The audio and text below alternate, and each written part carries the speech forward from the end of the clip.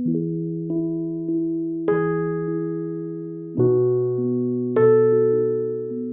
un moment donné de ma vie, j'avais besoin de réfléchir sur mon être.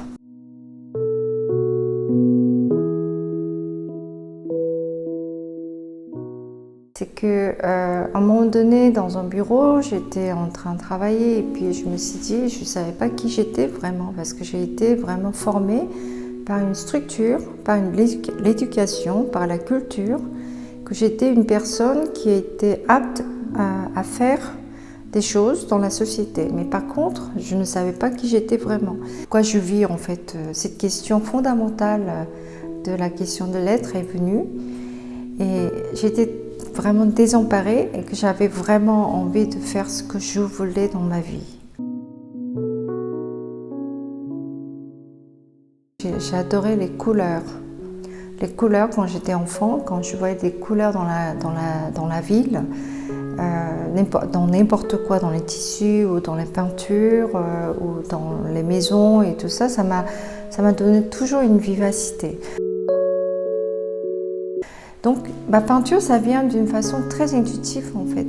Vraiment pour moi, c'est une quête, c'est une sorte de quête de ce que je ne connais pas, que j'ai envie de tendre la main et que j'ai envie d'aller vers quelque chose qui m'interpelle. Je ne préconceptualise pas, c'est-à-dire que je ne fais pas un plan pour faire un tel tableau.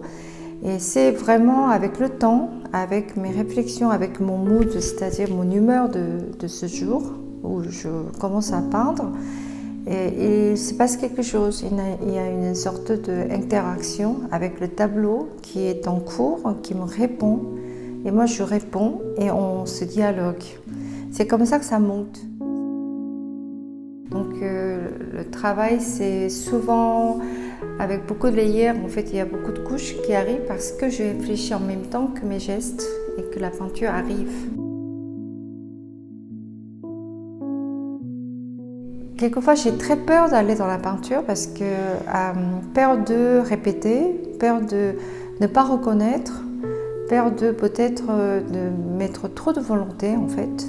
Et du coup, avant la peinture, je me prépare psychologiquement aussi en écoutant la musique, etc. Et je me détends et à la fois je me tends. Enfin, je passe dans tous les sentiments.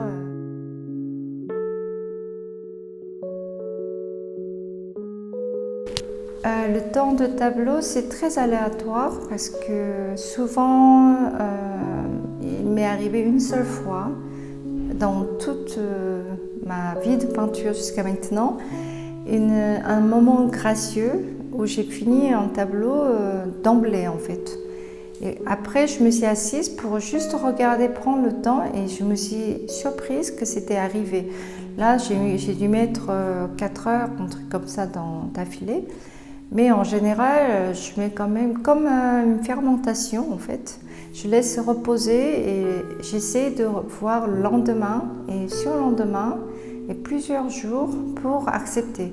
Même s'il est arrivé tôt et je ne peux pas voir parce que j'ai peur de mes propres jugements, j'essaie de laisser vivre un peu le tableau.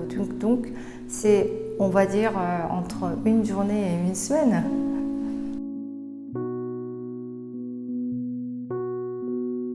J'aime beaucoup aussi les formats différents parce que ça me permet de changer mon habitude. Donc, quand j'aborde les petits formats, est-ce que je dois changer les tailles de pinceau? Je réfléchis souvent en fait. Ou bien est-ce que je continue avec le même pinceau? Parce que c'est un petit format que je dois mettre des petits objets, non. Je continue toujours dans la même lignée. J'essaie de travailler d'une manière beaucoup plus concentrée en fait dans les petits formats parce que c'est très proche. Physiquement, l'œil, le pinceau, la main est beaucoup plus proche que les grands formats.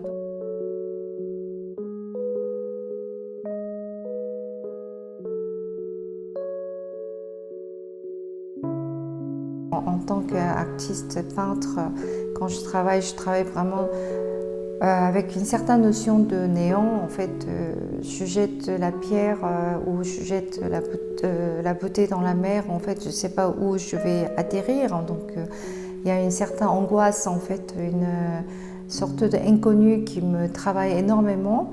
Mais par contre, la série de Mumpe que je présente derrière moi, c'est très particulier. Ça a commencé en 2019, mais ça a été réfléchi depuis déjà très longtemps.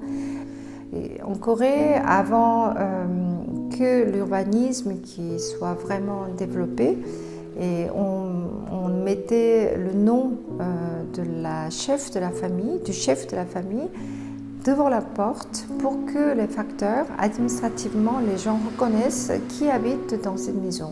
Et quand j'étais petite, je ne lisais pas encore, je ne connaissais pas le coréen ni le chinois parce que souvent Mumpe était écrit aussi en chinois et donc ça me paraissait abstrait en fait, c'était assez ambigu, enfin assez mystérieux. Mais avec mes amis, on se donnait rendez-vous devant un tel Mumpe couleur marron avec 3 lettres, un truc comme ça.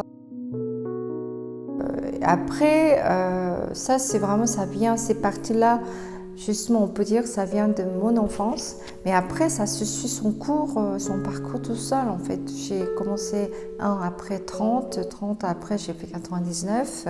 Après, à un moment donné, je me suis dit, est-ce que je vais aller plus loin que 100 et après je suis arrivée à faire 1000 Mumpe. Pourquoi ? Parce que c'était très intéressant dans ces surfaces 24 par 10 cm, tu pouvais vraiment multiplier plein de dessins. Les dessins n'étaient jamais identiques. Donc comme nos empreintes de la main, cette variété qui me passionnait, et plus c'était habillé par différentes couleurs qui multipliaient encore l'effet, c'est-à-dire que je pouvais offrir plein de possibilités de dessins, couleurs, des formes. Et c'est ça qui m'intéressait beaucoup en fait. Après, pourquoi je découpe le bois ? Parce que j'adore le dessin. En fait, tout ce que vous voyez dans mon travail en bois, en peinture, en premier abord, ça c'est vraiment tout le travail dessin. Et pourquoi je fais 2 couches ? Parce que pour que le dessin soit plus visible par la profondeur de support qui est peint soit en blanc, soit en noir. Donc ça part de là au départ en fait. Et ne pas faire juste le dessin et puis peindre, je découpe exprès pour que les lisières qui soient plus visibles et les fentes et aussi les forces de lignes qui soient plus sorties.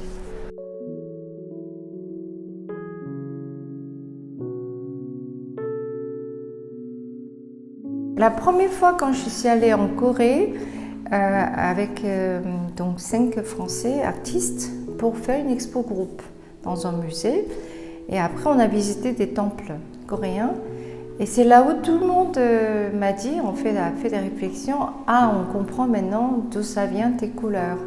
Et à ce moment-là je me suis dit quand même le souvenir d'enfance, quelque chose que j'ai pu sentir dès le premier jeune âge m'a vraiment marqué.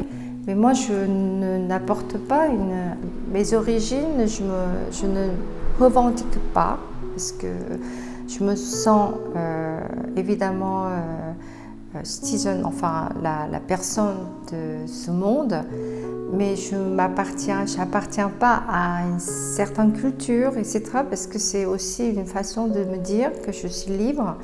Je suis entre la Corée et la France et ça fait plus que moitié de ma vie. En fait, je vis à Paris, en France. Mais je ne me sens pas non plus française. À la fois, j'adore la France. Donc, c'est aussi une ambiguïté parce que je suis coréenne. À la fois, je ne me sens pas coréenne en Corée. Donc, en aucun cas dans ma peinture, je ne parle pas de ma propre culture. Mais il y a les vécus. Donc mes vécus, mes regards, mes saveurs, mes mémoires de l'enfance